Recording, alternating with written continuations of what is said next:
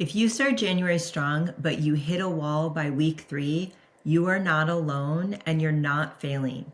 You're just stuck in a pattern that your nervous system can't actually sustain. Most high achieving women try to create momentum by pushing harder, but momentum built on urgency, anxiety, or perfectionism will always collapse.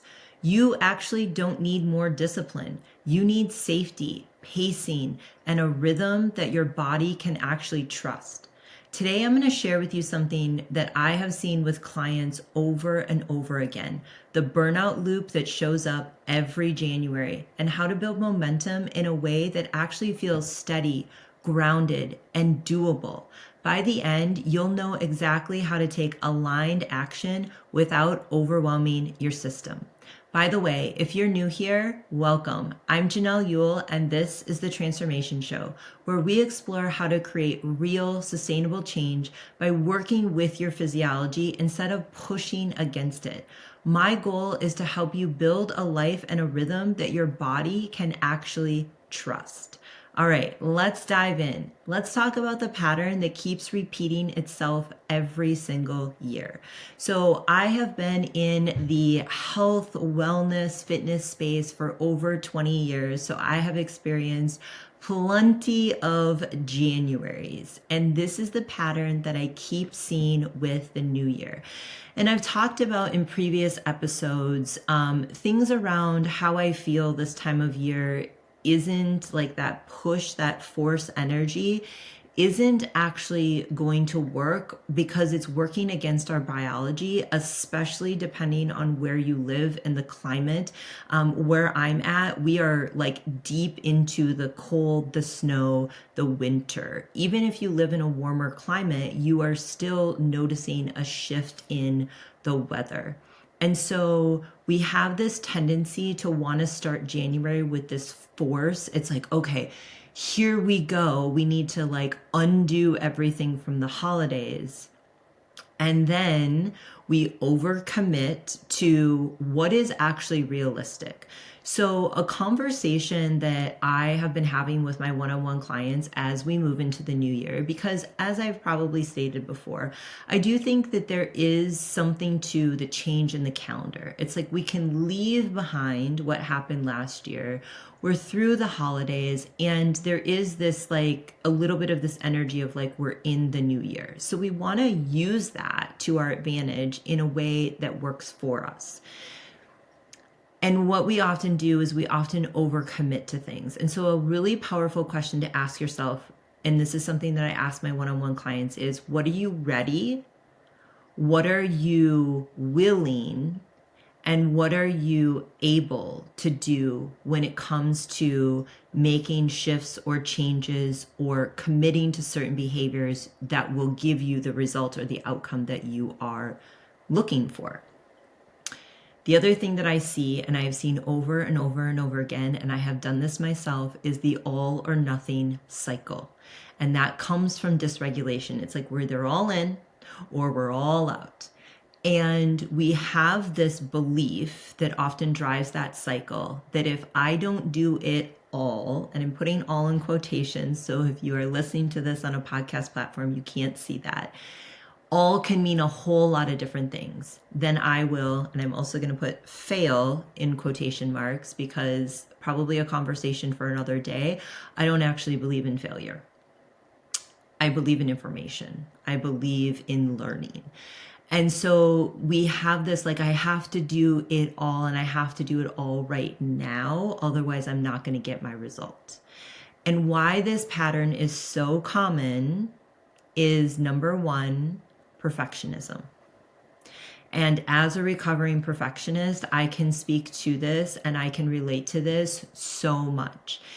And the reality is that perfectionism often comes from, number one, it comes from a place of fear. So perfectionism is rooted in fear.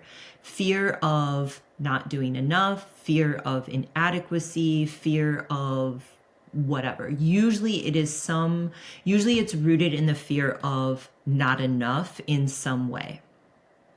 And perfectionism often is something that we learned very early on as like, if I just be this way, if I'm just perfect, then I will get the love, the belonging, the attention, the validation that I so desperately want as a human. And so we perpetuate that cycle. And if you can relate to any of that, like I can, you probably also know that shame is underneath that perfectionism, and shame gets to that piece of us that says, I am wrong or I am bad. Whereas an emotion like guilt is, and I don't love the black and whiteness of good and bad, but I'm going to use it just as a descriptor. Whereas guilt is that I did something bad. Shame really gets to that root of us. And so probably a bigger conversation around perfectionism, and it is also at the root of a lot of nervous system dysregulation, either activation or shutdown, which we're going to talk about more in a minute. Probably you also, if you relate to this like I do, because I typically, if you haven't already noticed, I typically talk about topics that I have a lot of lived experience in, either myself and or with the clients that I work with. And a lot of it is myself and the clients that I work with. And so we have this identity that is tied to productivity. And it's this doing energy rather than who am I being? And so asking yourself, like, who do I need to be in order to achieve what I desire? Rather, we always go straight to the what do I need to do? And then that brings me to the next thing, that our nervous systems are attuned, and I will use this word intentionally, have an intolerance for slow progress. The world we live in is conditioned on Amazon Prime, having 10 episodes of a TV show come out all at once. I often talk with friends and even clients about this. Like, imagine back when we were watching the television shows that you loved when you were younger. Imagine now having to wait an entire week for a new episode. You would lose your mind.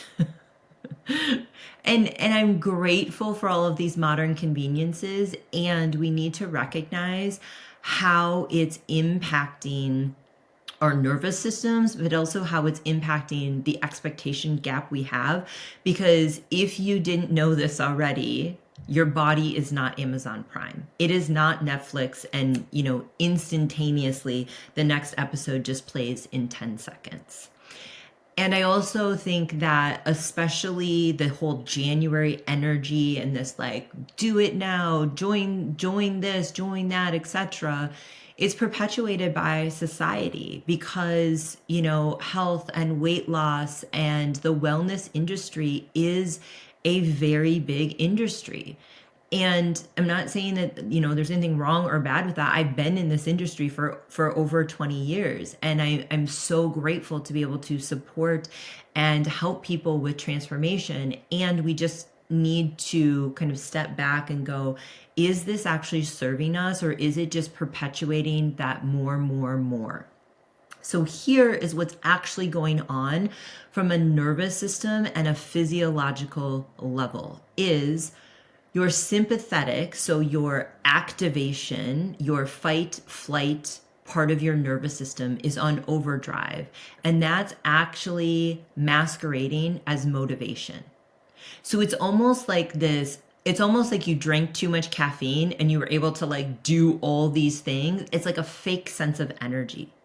And so cortisol is like, it's our get up and go hormone. And so when you're in that sympathetic and it's like, you've got this new energy and this, like you go to the gym this time of year and it's really full, and it's like, that's the sympathetic, the activation part is actually masquerading as motivation. And then you've got cortisol, and this is very cortisol driven. And like I just talked about, like the sympathetic, the fight or flight, it's releasing this cortisol. And the reality is this all or nothing cycle, this like go, go, go, go. And then I'm going to use, it's almost like crash and burn, right? It's like go, go, go, go, go. And then you like crash and burn. You are addicted to cortisol. You're addicted to it. It's very familiar, especially if you've done this before. So I think back to probably 10 to 15 years ago. And this is the cycle that I was in. New Year's would hit, I remember multiple New Year's Eve where it was like going out for pizza, going out for Chinese, eating dessert, and this was after a Christmas full of desserts and just indulgences. And there's nothing wrong with that. And I way overdid it because I was in this place of like all or nothing. Like I am nothing right now. I am doing I'm engaging in all the holiday things. I'm not listening to my body. I'm not listening to when I've had enough. I'm completely dysregulated because of the overwhelm and the stress of the holidays. And then I go into January and I'm like, okay, now I'm all in and I'm only eating protein and vegetables. And like, I'm being a little dramatic, but you understand what I'm saying. And like, now I'm working out 5-6 days a week. And I was addicted to that cycle. And the reality is cortisol feels good. And that cycle was very familiar to me. My brain knew exactly what to expect. It knew, okay, it's January, here she goes again. Like, this is what we're doing. So your brain likes familiarity and predictability. It doesn't care if that's good for you or not. So even if something is predictable and familiar, doesn't mean it's comfortable, but it's predictable and familiar, it's going to choose that over like the unknown. So if this is a cycle that you have repeated, much like I did, for me, there was unwinding about, okay, how do I be consistent? Like that's going to ebb and flow a little bit, especially with the holidays, but how do I be consistent so when I move into the new year, I'm not repeating this all or nothing cycle and pattern, or a vacation or a big event or any other kind of thing that would show up in your life. Okay? And the reality is when you are doing the things like, the workouts or the nutrition or, supplements or protocols or whatever it is, when you're doing those and it's not rooted in safety and it's not rooted in regulation, there isn't any sustainability. And this is something that I have learned so viscerally in my body in the last 12 months that has allowed me to heal, release weight, feel more calm, feel more grounded, show up differently, etc. Because I am all about doing hard things. If you have hung out with me for any amount of time, you know that to be true. And I will always be about doing hard things because that growth, expansion, transformation, that is me at my core. And what I have learned is when there is nothing underneath it, when there is not a sense of internal safety, when it is not anchored in regulation, that leads to burnout. You can do all the hard things and you will just keep repeating this burnout cycle over and over again. And you will probably hear me talk about this because this is my lived experience. So here's an example for you. Week 1, I am all in. And by week 3, you are exhausted and frustrated. And likely you are probably frustrated because you are doing all the things and the scale hasn't moved 10 pounds. And so this is the other thing that when it comes to healing, when it comes to releasing weight, your body needs to feel safe in order to do that. And so do you think that repeating this all or nothing cycle, this force, this overcommitment, this cortisol-driven approach to the new year is going to actually get you the long-term result that you want? No, because also your body will start to move into the part of your nervous system called dorsal vagal, and that is shutdown. That is freeze, because it's too much, it's too fast, it's too soon, and it's not enough. And likely you are also not meeting the three needs of your nervous system, which are safety, connection, and choice. So again, going back to that example that I gave around doing the thing, going into hard things, expansion, it's not regulated in safety. So the reframe that I want to offer you before we go into some actionable steps is momentum is based and built from regulated steps, not intense starts. So there is something called titration, and I've used titration for years inside of supplement protocols that I work with people on for healing. The titration that I'm talking about is with your nervous system. And so it's like your nervous system likes little sips. It likes titration. It likes okay, we're going to do a little bit, and then we're going to do that same little bit, and then we're going to build on that. And so you want to focus on being consistent with less. So if you remember nothing else from what I said today, do less better. Do less better. Okay? So your actionable steps. Choose one body-based anchor. And the easiest, the most accessible body-based anchor is breath. So any time that you think about, okay, I'm going to create this, this is what I'm going to do to make change with my health. And go back to that question that I asked. Am I ready? Am I able? Am I willing? Able/capable, am I willing? And if the answer is I'm not, I know if I did this, whatever this is, I would get results. But if your body is I'm not ready for that. I've got all of this stuff happening with my career right now. I've got all of these things happening with my kids or my aging parents. And the thought of one more thing, you can feel in your body, your chest collapse or your stomach clench. Those are signals. Okay. So you want to anchor in first, and the easiest way to anchor in is breath. Is let me just take a deep breath. Let me realize that this year, if we're coming back to the new year, this year is 12 months long. I can achieve everything that I want this year, and I can't achieve it all at once. And I'm actually not meant to. I'm not meant to achieve and experience everything this year in the first month. I think that's a really, really powerful reminder. Grounding, that's the other thing, is I might have my ankles crossed. So if you're watching this on YouTube, you saw me just adjust, really anchoring your feet into the floor, anchoring down, anchoring into your breath. So a body-based anchor. Then schedule rest as a strategy, especially when we are talking about building muscle. We're talking about losing weight. We're talking about dealing with chronic symptoms.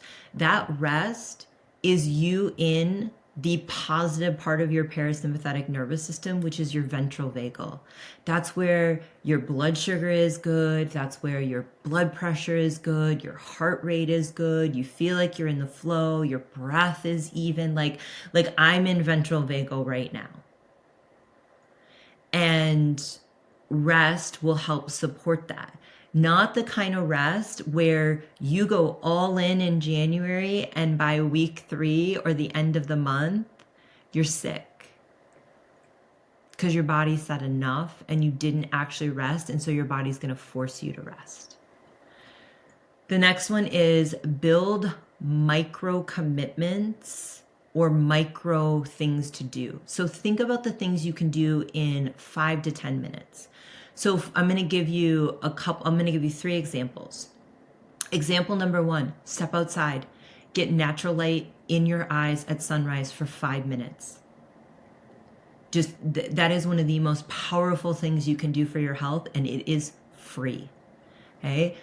The second thing, go for a 10-minute walk after each of your meals. If you're not able, ideally you're getting outside. If you're not able to get outside, do it on a treadmill. Okay. That will help with your blood sugar response. It will help with your insulin response. It will just also help you to break up your day. And then the last one is, before bed at night, 5 to 10 minutes of some gentle stretching, maybe legs up the wall. I like to do some foam rolling at night, or sometimes I'll just go lay on the floor behind me.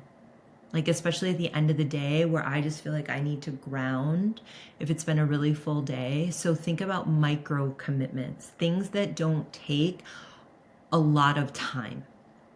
And the last one is regulate before you initiate any kind of change.